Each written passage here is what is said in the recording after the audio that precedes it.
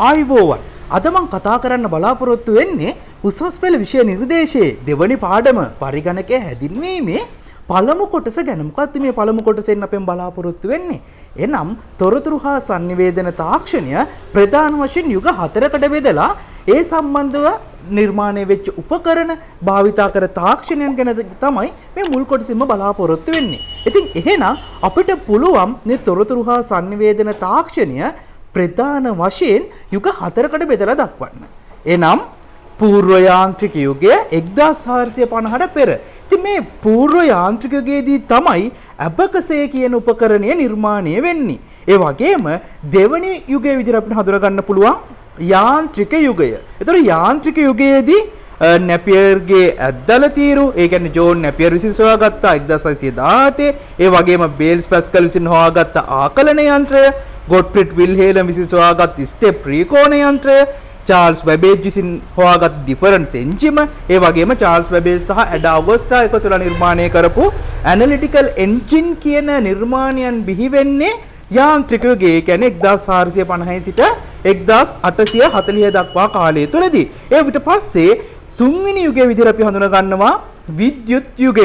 විද්‍යුත් යාන්ත්‍රික යුගය. විද්‍යුත් යාන්ත්‍රික යුගය අපි 1840 සිට 1940 දක්වා බෙදා දක්වනවා. එතකොට මේ කියන විද්‍යුත් යාන්ත්‍රික යුගයේදී තමයි මාක් 1 නිර්මාණය වෙන්නේ, හෝවාර්ඩ් ඩේකන් විසින් නිර්මාණය කරන.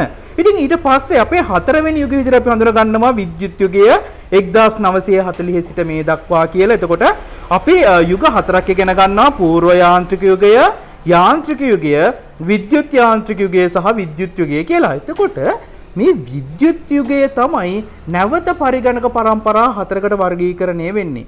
පළමු පරම්පරාව, දෙවන පරම්පරාව, තෙවන පරම්පරාව, සිව්වන පරම්පරාව කියලා පරම්පරා පහකට නැවත මේ විද්‍යුත් යුගය බෙදා දක්වන්න පුළුවන්. ඉතින් අපි බලමු මේ එක් එක් පරම්පරාවන් යොදාගත් තාක්ෂණයන් මොනවද? ඒ වගේම ඒ එක් එක් යුගයන් වල නිර්මාණය වෙච්ච නිර්මාණයන් මොනවද කියලා මේ විද්‍යුත් යුගයේ යටතේ තියෙන පරම්පරාවල. ඉතින් ඒකට අපිට පළවෙනියෙන් ගන්න පුළුවන් පළවෙනි පරම්පරාව අපි සඳහන් කරලා තියෙනවා 1940 සිට 1956 දක්වා තමයි මේ පළමු පරම්පරාව විහිදෙන්නේ. මේ පරම්පරාව යොදාගත් තාක්ෂණය තමයි රික්තක නල. ඒ වගේම භාවිතා කළ මෘදුකාංග විදිහට යාන්ත්‍ර භාෂාව, ඇසෙම්බලි භාෂාව, ගබඩා කළ ක්‍රමලේඛ භාවිතා කරා කියලා සඳහන් වෙනවා. ඒ වගේම ඉතින් මේ පළමු පරම්පරාවේ පරිගණකවල ලක්ෂණ බැලුවොත් එහෙම රත් වීම වැඩි, ප්‍රමාණයෙන් විශාලයි, විදුලිය අධික විදුලියක් වැය වෙනවා, ඒ වගේම පිරිවැය ඉතා ඉහළයි කියලා සඳහන් වෙනවා. ඉතින් මේ පරම්පරාව පළමු පරම්පරාව නිපදවූ පරිගණකවලට උදාහරණ විදිහට ගත්තොත් එහෙම අපිට ගන්න පුළුවන් ENIAC, EDSAC, EDVAC, UNIVAC, IBM 701 කියන උපකරණ පරිගණක උපකරණ අපිට ගන්න පුළුවන් නිදසුන් විදිහට. ඉතින් එහෙනම් මම හිතනවා පළවෙනි පරම්පරාව ගැන තේරෙන්නේ නැති කියලා. අපි ඊළඟට බලමු දෙවෙනි පරම්පරාව මොකක්ද කියලා. දෙවෙනි පරම්පරාව විල 1956 1963 දක්වා දිව යන්නේ. ඉතින් යොදාගත් තාක්ෂණය ට්‍රාන්සිස්ටර් වෙනවා. ඒ වගේම යොදාගත් මෘදුකාංග විදිහට අපිට ඇසෙම්බලි භාෂාව වගේම උසස් මට්ටමේ පරිගණක භාෂාවන් හඳුනා ගන්න පුළුවන්. ඉතින් පළමු පරම්පරාවට වඩා සාපේක්ෂව පොඩ්ඩක් කුඩා වෙන, ඒ වගේම අඩු විදුලි පරිභෝජනයක් දැක ගන්න පුළුවන් මේ දෙවෙනි පරම්පරාවේ පරිගණකවල. ඉතින් උදාහරණ විදිහට IBM 1620, IBM 7030, CDC 1604 කියන පරිගණක අපිට හඳුනා ගන්න පුළුවන්. ඉන් පස්සේ තුන්වෙනි පරම්පරාව දිහා අවධානය යොමු කළොත් තුන්වෙනි පරම්පරාව දිව යනවා 1963 සිට 1975 දක්වා. යොදාගත් තාක්ෂණය විදිහට අපි හඳුනා ගන්නවා අනුකලිත පරිපත. සාමාන්‍ය පෙළ දරුවෝ, සාමාන්‍ය පෙළ ICT කරන දරුවෝ මේ වීඩියෝ එක බලනවා නම් මතක තියාගන්න දුවේ පුතේ, මේ පරම්පරාවේදී තමයි, තුන්වෙනි පරම්පරාවේදී තමයි යතුරු පුවරුව සහ මූසිකය භාවිතයට පැමිණෙන. ඒකත් ඔයාලා අනිවාර්යෙන් දැනගත යුතු කාරණයක්. ඉතින් ඊට පස්සේ තුන්වෙනි පරම්පරාවේදී මෙහෙයුම් පද්ධති භාවිතයට එන, ඒ වගේම උසස් මට්ටමේ පරිගණක භාෂා වැඩසටහන් භාවිතයට පැමිණේ. ඒ සමගම ප්‍රමාණයෙන් මේ පරිගණක කුඩා වුණා තුන්වෙනි පරම්පරාවේදී. ඒ වගේම වැය වෙන විදුලිය අඩු වුණා. එහා මෙහා ගෙන යාමේ හැකියාව මුලින්ම ලැබෙන්නේ මේ තුන්වෙනි පරම්පරාවේ. උදාහරණ විදිහට අපිට IBM 360, 370, POP 8, PDP 8, PDP 11, CDC 316 කියන පරිගණක අපිට හඳුනා ගන්න පුළුවන්. ඊට පස්සේ සිව්වන පරම්පරාව 1975 සිට 1989 දක්වා යොදාගත් තාක්ෂණයේ විදිහට අපිට ශුද්ධ සකසණේ හඳුනා ගන්න පුළුවන් මයික්‍රෝ ප්‍රොසෙසර් එක. එතකොට ඊට පස්සේ ආචායනය සඳහා දෘඪ තැටි, නම්‍ය තැටි, ප්‍රකාශ තැටි භාවිතයට පැමිණෙන්නේ මේ කියන සිව්වන පරම්පරාවේදී. ඒ වගේම මෙහෙයුම් පද්ධති වල වැඩි දියුණු වීමකුත් පරිගණකයේ ප්‍රමාණයෙන් කුඩා වීමකුත් මේ පරම්පරාවේ අපිට දැක ගන්න පුළුවන්. ඒ වගේම කලින් පරම්පරාවන්ට සාපේක්ෂව විදුලියේ භාවිතය ගොඩාක් අඩු වුණා මේ කියන සිව්වන පරම්පරාවේදී. උදාහරණ විදිහට IBM PC, Apple II කියන පරිගණක අපිට නිදසුන් විදිහට ගන්න පුළුවන්. ඊට පස්සේ මෙතනින් පස්සේ සිව්වන පරම්පරාවෙන් පස්සේ තව පරම්පරාවක් ඉදිරියට එනවා දරුවනේ. ඒ ඇවිල්ලා පස්වන පරම්පරාව 1989 සිට මේ දක්වා අපි ගන්නවා. ඉතින් අපි කෘත්‍රිම බුද්ධිය සහිත පරිගණක නිර්මාණය කිරීම තමයි මේ පස්වෙනි පරම්පරාවේ අභිමතාර්ථය වෙන්නේ. අන්තර්ජාලයේ බිහි වෙන්නේ මේ පස්වෙනි පරම්පරාවේ. ඒ වගේම වැඩි දියුණු කරන ලද මෙහෙයුම් පද්ධති, අන්තර්ජාල බහුමාධ්‍ය යෙදුම් හඳුන්වා දීම, ඒ වගේම ප්‍රමාණය ගොඩාක් කුඩා වෙනවා. ඒ වගේම මිලත් සාපේක්ෂව ගොඩාක් අඩු වෙනවා කලින් පරම්පරාවන්ට වඩා. ඉතින් උදාහරණ විදියට IBM notebook, Pentium PCs අපිට ගන්න පුළුවන්. ඉතින් එහෙනම් දරුවනේ අපි අද කතා කරේ මේ තොරතුරු හා සංවේදන තාක්ෂණ යුග 4කට බෙදලා పూర్ව යාන්ත්‍රික යුගය, යාන්ත්‍රික යුගය, විද්‍යුත් යාන්ත්‍රික යුගය සහ විද්‍යුත් යුගය කියලා අපි හඳුනාගත්තා. ඒ එක් එක් පරම්පරාවන් වල ලක්ෂණ කතා කරා. ඊට පස්සේ අවසන් වශයෙන් විද්‍යුත් යුගයේ නැවත පරම්පරා 5කට බෙදලා අපි හඳුනාගත්තා. පළමු, දෙවන, තෙවන, සිව්වන, පස්වන කියලා. ඉතින් මම හිතනවා උසස් පෙළ විෂය නිර්දේශයේ වගේම සාමාන්‍ය පෙළ ICT විෂය හදාරන දරුවන්ටත් මේ කොටසින් ලබා ගන්න පුළුවන් දැනුම ගොඩක් තියෙනවා. ඉතින් එහෙනම් අපි තවත් ICT පාඩමකින් ඉදිරියේදී හමු වෙමු.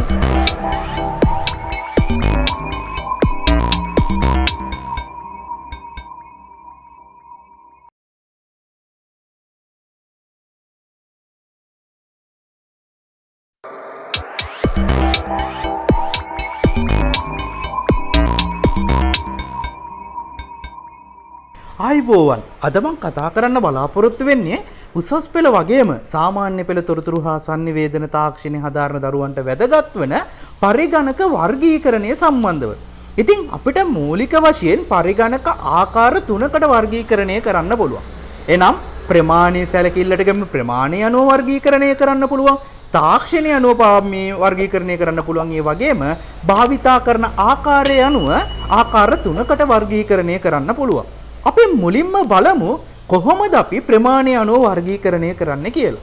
ප්‍රමාණය අනුව අපිට පුළුවන් සුපිරි පරිගණක, මහා පරිගණක, මධ්‍ය පරිගණක, ක්ෂුද්‍ර පරිගණක කියලා ආකාර 4කට හඳුනා ගන්න.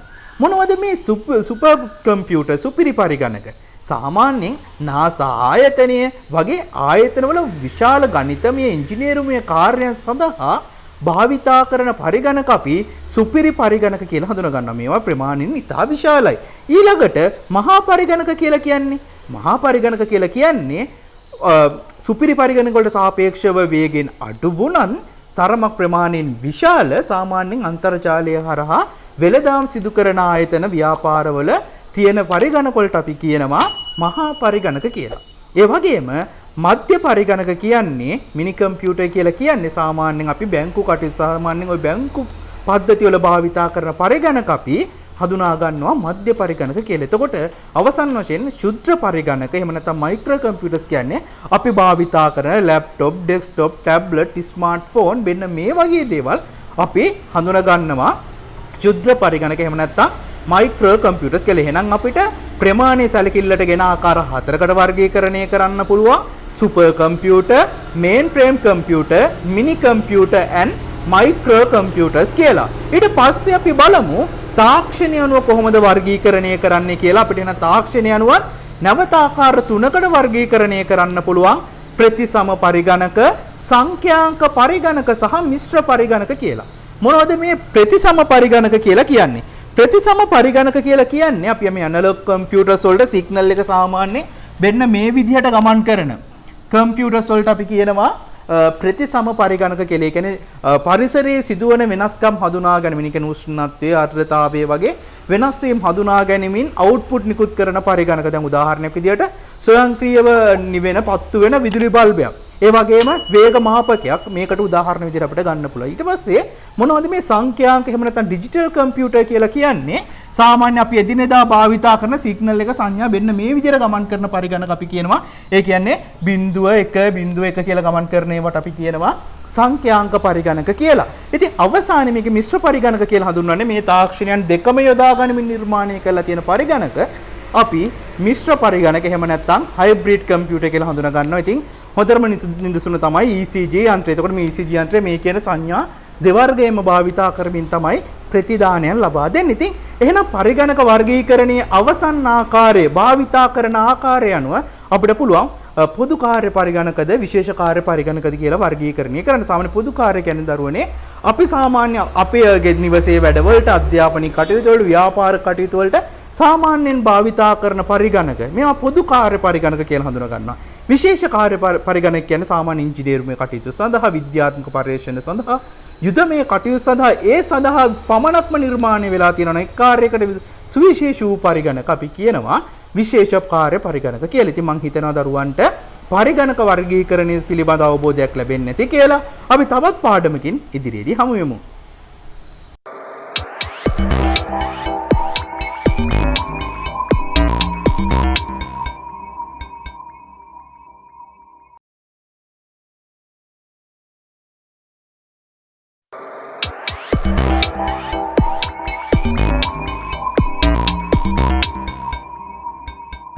ආයිබෝවන් අද මම කතා කරන්න බලාපොරොත්තු වෙන්නේ උසස් පෙළ වගේම සාමාන්‍ය පෙළ තොරතුරු තාක්ෂණය හදාරන දරුවන්ටත් වැදගත් වන මේ දෘඩාංග සංරචක පිළිබඳව. මොනවද දෘඩාංග කියන්නේ?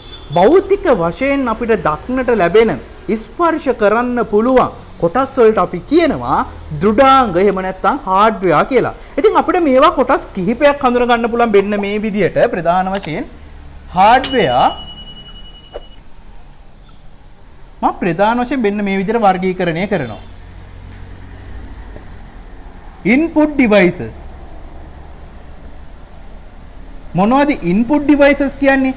පරිගණකයට දත්ත ආදානය කරන උපකරණ වලට අපි කියනවා input devices කියලා. ඊළඟට output devices එහෙනම් සකසාගත් තොරතුරු පිටතට නිකුත් කරන උපකරණ වලට අපි කියනවා output devices. ඒ වගේම අපිට හඳුනා ගන්න පුළුවන් memory devices. ආචයනුපාංග පරිගණකයේ తాවකාලිකව හෝ දීර්ඝකාලීනව දත්ත තැම්පත් කරන්න උපයෝගී කරන උපකරණ අපි කියනවා memory devices. ඒ වගේම central process unit එක CPU කියලා මම මෙන්න මේ විදිහට ප්‍රධාන වශයෙන් ආකාර 4කට වර්ගීකරණය කරනවා. මම දැන් මේ එකින් එක වලට විස්තර කරන්නම්. මොනවද දරුවනේ මේ input devices කියන්නේ? මම මුලින් සඳහන් කර විදිහට පරිගණකයට දත්ත ආදානය කිරීමට භාවිතා කරන උපකරණ input devices. මේවා නැවත අපිට වර්ගීකරණය කරන්න පුළුවන්. දැන් උදාහරණයක් විදිහට මම මෙන්න මෙහෙම කිව්වොත් එහෙම වැඩි වශයෙන්ම අපි භාවිතා කරන input devices එක මොකක්ද කියලා අහුවොත් most common usually මේ input device එක මොකක්ද කියලා අහුවොත් මොකක්ද උත්තරේ? keyboard එක. නේ ප්‍රධාන input device එක විදිහට අපි හඳුනා ගන්නවා keyboard එක. ඊළඟට අපිට මේ input device නැවත වර්ගීකරණය කරන්න පුළුවන් pointing devices විදිහට. pointing devices කියන්නේ ස්ථානීය උපාංග. මොනවද මේ? පරිගණකයේ පික්සල් ආකාර මිනිහා මෙහා කරන්න පුළුවන්. දැන් තේරෙන විදිහට කිව්වොත් පරිගණකයේ කර්සර් එක වෙන්නන්නේ වලට ඒ කර්සර් එක මොකක් හරි device එකකින් control කරන්න පුළුවන් නම් ඒක අනිවාර්යෙන් pointing device එකක් වෙනවා. එහෙනම් අපි ඒක නිදසුන් විදිහට ගන්න පුළුවන්. mouse එක ගන්න පුළුවන්. touch pad එක, touch screen එක, trackball එක, තව බොහෝ උපකරණ තියෙනවා. joystick මෙන්න මේ වගේ තව බොහෝ උපකරණ තියෙනවා. මෙන්න මේවා pointing devices කියලා අපි හඳුනා ගන්නවා. ඒ වගේම video and image input devices මොනවද මේ වීඩියෝ අපිට පරිගණකයට ඇතුළත් කරන්නේ පින්තූරයක්. ඒ වගේ වීඩියෝ එකක් පරිගණකයට ඉන්පුට් කරන්න ආධාරක වෙන්නේ. අපිට පුළුවන් ගන්න නිදසුන් විදියට digital camera, CCTV, ඒ වගේම web camera මෙන්න මේවා අපිට ගන්න පුළුවන් පරිගණකයට වීඩියෝ එකක් ඡායාරූපයක් ඇතුළත් කරන්න යොදා ගන්න පුළුවන් උපකරණ විදිහට ආදානුපාංග විදිහට. ඒතර මේ ආදානුපාංග වල තවත් මේ විශේෂ කොටසක් තියෙනවා පුතේ. ඒ තමයි මේ ස්කෑනර්. සුපරීක්ෂණ යන්ත්‍ර මූලික වශයෙන් අපි දැනගත යුතු සුපරීක්ෂණ යන්ත්‍ර කිහිපයක් තියෙනවා. මම පෙන්නන්න මේවා MICR, OMR, OCR, ඒ වගේම ෆ්ලැට් බෙඩ් ස්කෑනර්.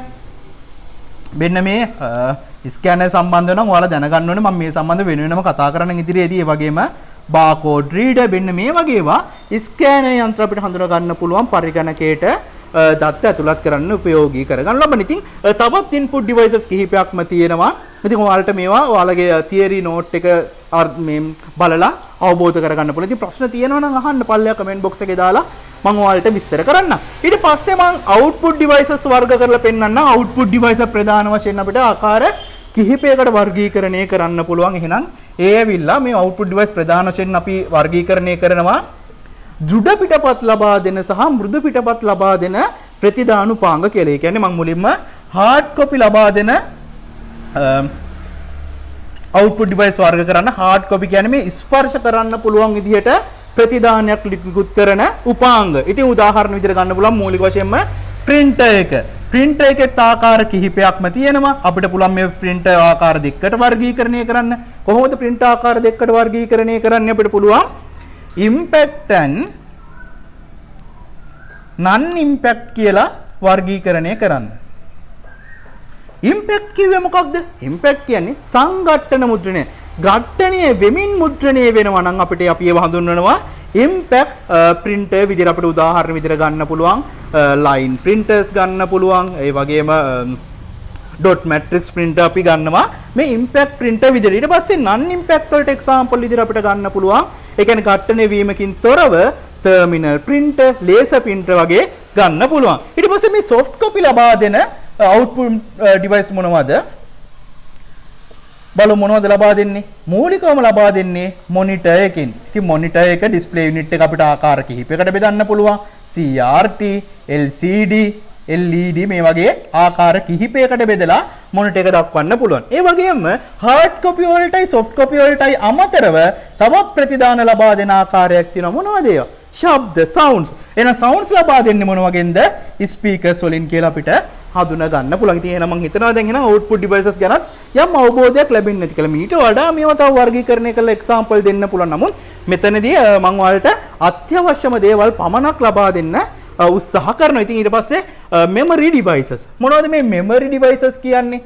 පරිගණකයට දත්ත හා තොරතුරු තැන්පත් කරන්න తాවකාලික හෝ දීර්ඝකාලීනව තැන්පත් කරන්න උපකාරී වෙන මේ කොටස් වලට අපි කියනවා memory devices කියලා. අපිට ඉතින් example විදිහට ගන්න පුළුවන් මෙන්න මෙහෙම. මම මේක කොටස් දෙකකට බෙදලා ඔයාලට විස්තර කරන්නම්.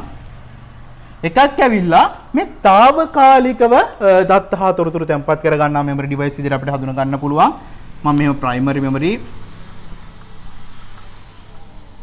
අපිට මේකට උදාහරණ විදිහට ගන්න පුළුවන් RAM, ROM, cache. මෙන්න මෙහෙම වර්ගීකරණය කරනවා. ඒ වගේම දිගු කාලීනව දත්ත හා තොරතුරු තැන්පත් කරන්න පුළුවන් උපකරණ මම දුන්නා secondary devices කියලා. මේවත් ආකාර කිහිපයකට වර්ගීකරණය කරන්න පුළුවන්. දැන් ප්‍රශ්නයක් ඇහුවොත් එහෙම මේ ද්විතීයික ආචාර්ය උපාංග වර්ගීකරණය කළ හැකි ආකාර මොනවද? අපිට පුළුවන් magnetic type, optical type and solid state type කියලා ආකාර තුනකට වර්ගීකරණය කරලා magnetic කියන්නේ චුම්බක ක්ෂේත්‍රයේ මත පදනම්ව නිර්මාණය කරලා තියෙන ආචාර්ය උපාංග උදාහරණයක් විදිහට hard disk, floppy disk වගේ ගන්න පුළුවන්. ඒ වගේම optical type කියන්නේ VCD, DVD ප්‍රකාශ මාධ්‍ය උපයෝගී කරගනිමින් ඒ වගේම solid state ඝන තත්ත්වයේ උපාංග කියලා කියන්නේ pen drive, chip වගේ දේවල් අපිට මේකේ උදාහරණ විදිහට දක්වන්න පුළුවන්. ඊට පස්සේ CPU එක central process unit එක මේක කොටස් තුනකින් සමන්විත වෙනවා. මොනවද මේකේ තියෙන ප්‍රධාන කොටස් තුන? අපිට පුළුවන් මේක හඳුනා ගන්න. ඔයාලා CPU කියන control unit එක පාලන ඒකකේ පරිගණකයේ සියලුම කොටස් පාලනය කරන්න මේ කියන control unit එකෙන්. ඒ වගේම ALU එක අංක ගණිතමය හා තාර්කිකයේ පරිගණකයේ අංක ගණිතමය හා තාර්කික දේවල් සිදු කරන එකක අපි ALU කියලා හඳුනා ගන්න. ඒ වගේම memory register memory කියලා කියනවා අපි.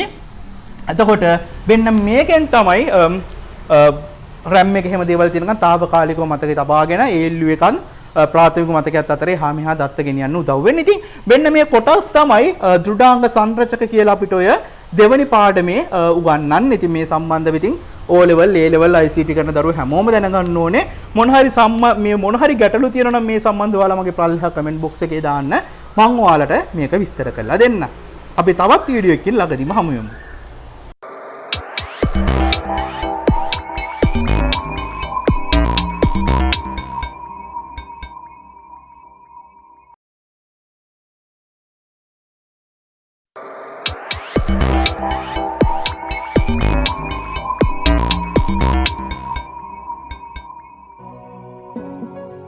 මුලින්ම වෝන් නියුමන් ආකෘතිය හඳුනා ගනිමු.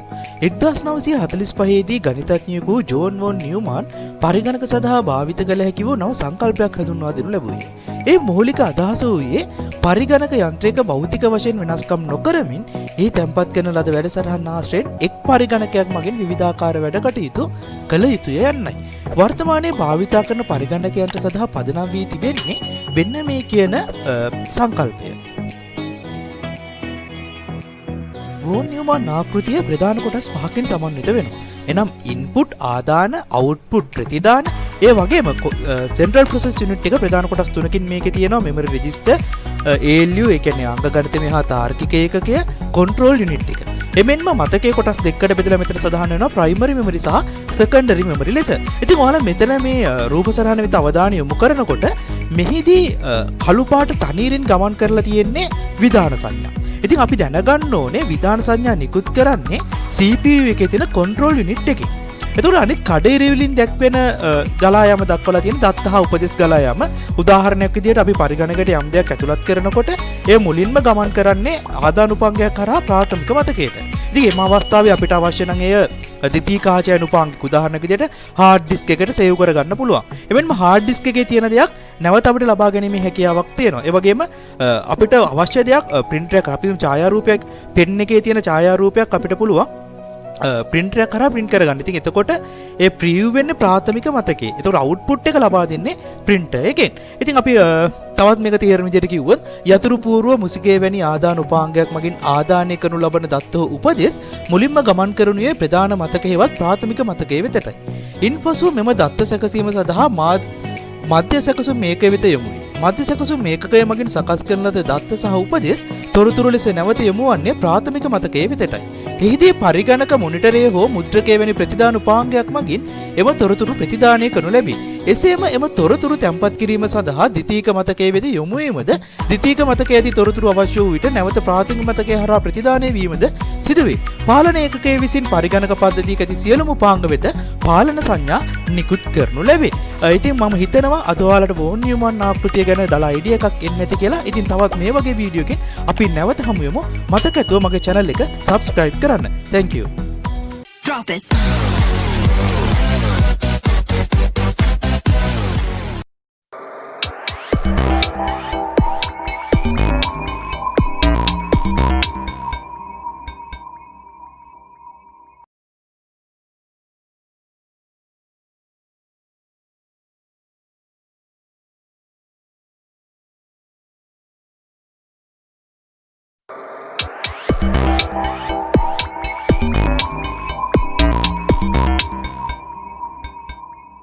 ආයිබෝවන් අද මම කතා කරන්න බලාපොරොත්තු වෙන්නේ උසස් පෙළ තොරතුරු හා sannivedana තාක්ෂණය හදාරන දරුවන් දැනගත යුතු මතක ධූරාවලිය සම්බන්ධව මෙමරි හයිරාකි එක සම්බන්ධව මොකක්ද දරුවනේ මතක ධූරාවලිය කියන්නේ?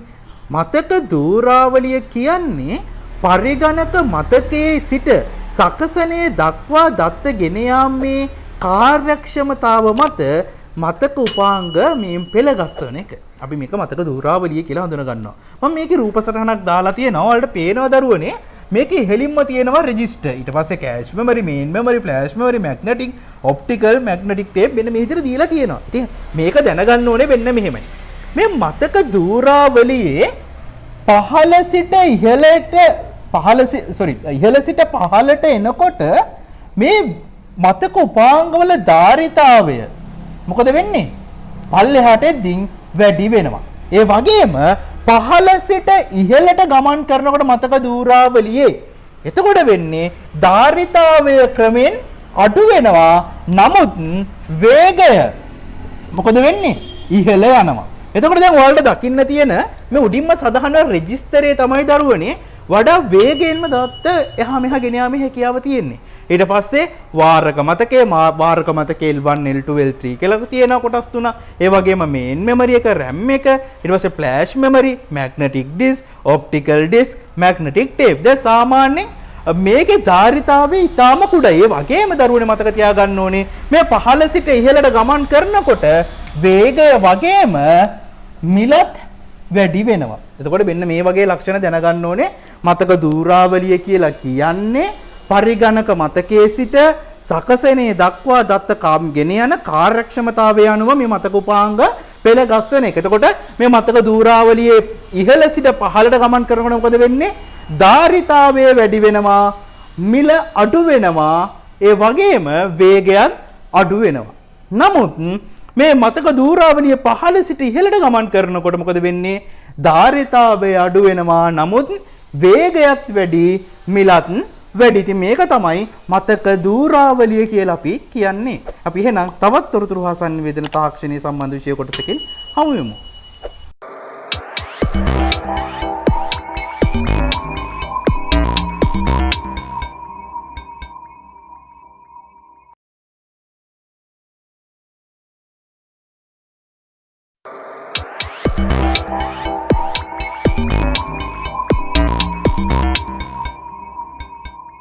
ආයිබෝවන් අද මම කතා කරන්න බලාපොරොත්තු වෙන්නේ උසස් පෙළ වගේම සාමාන්‍ය පෙළ තොරතුරු හා සංවේදන තාක්ෂණ හදාරන දරුවන්ට වැදගත් වන මතකයේ සම්බන්ධ එක් වර්ගීකරණයක් පිළිබඳ.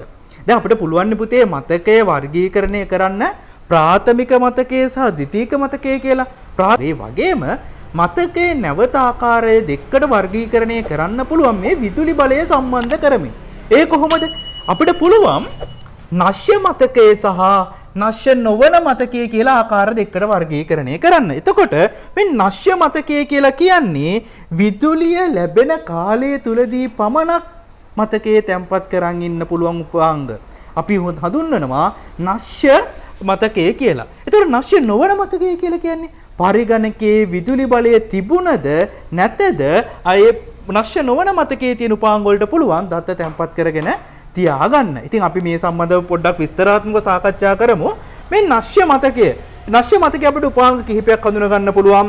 රෙජිස්ටරය, වාරක මතකය, ඒ වගේම සසම්භාව්‍ය ප්‍රවේශ මතකය. එහෙම නැත්නම් අපි මේකට කියනවා RAM එක කියලා. එතකොට මේ රෙජිස්ටරයේ පිහිටලා තියෙන දරුවනේ සකසනේ තුල ඒක ඔයාලා දැනගන්න ඕනේ. ඒ වගේම වාරක මතකයේ කොටස් තුනක් තියෙනවා.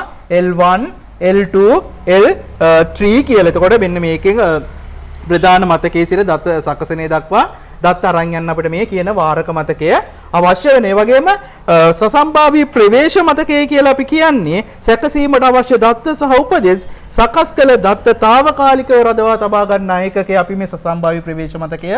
එහෙම නැත්නම් RAM කියලා හඳුනා ගන්නවා. එතකොට මෙන්න මේ කියන RAM එක අපිට පුළුවන් DRAM, ඒ වගේම SRAM, SDRAM කියලා මේ ආකාර තුනකට වර්ගීකරණය කරන්න. එතකොට මේ DRAM කියන්නේ කුඩා ඉඩක වැඩි බිට් ප්‍රමාණයක් තැන්පත් වීම හැකියාව තියෙන RAM වලට කියන අපි DRAM කියලා. ඊට පස්සේ ස්ථිතික එහෙම නැත්නම් static RAM, SRAM කියලා හඳුන්වන්නේ අඩු විදුලියක් වැය වෙන අතර ප්‍රමාණ විශාල වන RAM. ඒ වගේම SDRAM කියන්නේ DRAM දියුණු කර නිර්මාණය කරලා තියෙන RAM වලට අපි කියනවා SDRAM කියලා. ඊට පස්සේ මේ නශ්‍ය නොවන මතකයේ නැවත ආකාර තුනකට වර්ගීකරණය කරලා තියෙනවා මම ද්විතීක ගබඩාවන්. ද්විතීක ගබඩාවන් කියන්නේ අර මම කලින් සඳහන් කරපු වීඩියෝ එකේදී මර පරිගණක දෘඩාංග සංරචකයට කතා කරා. ද්විතීක ගබඩාවන් කියන්නේ මෙන්න මේවා ආකාර කිහිපයකට වර්ගීකරණය කරන්න පුළුවන්. කියන්නේ මේ ද්විතීක ආචාර්ය උපාංග නිර්මාණය කළ තියෙන ආකාරය අනුව චුම්බක මාධ්‍ය භාවිතා කරමින්, කියන්නේ hard disk, floppy disk වගේ නිර්මාණය කරලා තියෙන්නේ චුම්බක මාධ්‍ය උපයෝගී කරගනිමින්. එතකොට වෙන මේවා අපි ගන්නවා magnetic type, එහෙම නැත්නම් චුම්බක මාධ්‍ය කියලා. ඊට පස්සේ ප්‍රකාශ මාධ්‍ය කියන්නේ VCD, DVD වගේ දේවල්. එතකොට මෙන්න මේවා optical type, එහෙම නැත්නම් ප්‍රකාශ තාක්ෂණ, ලේසර් තාක්ෂණ උපයෝගී කරගනිමින් නිර්මාණය කරලා තියෙන ඒවා. ඝන තත්ත්වයේ කියන්නේ solid state, ඒ කියන්නේ pen drive, chip වගේ දේවල් වල තියෙන්නේ සාමාන්‍යයෙන් pen drive එකට අපි කියන සිංහලෙන් සැනලි මතකයේ කියලා.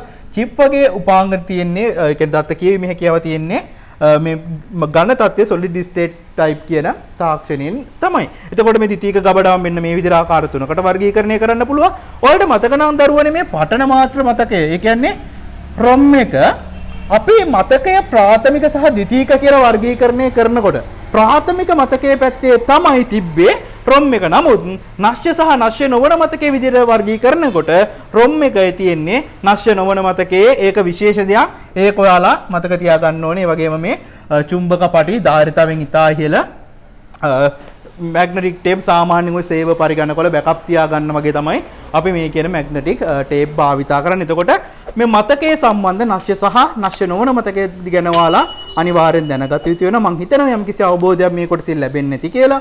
ගැටලු තියෙනවා නම් පල්ලෙහා කමෙන්ට් බොක්ස් එකේ දාන්න මම ඔයාලට උත්තර ලබා දෙන්න. අපි තවත් තොරතුරු හා සංවේදන තාක්ෂණය සම්බන්ධ විෂය කොටසකින් හමු වෙමු.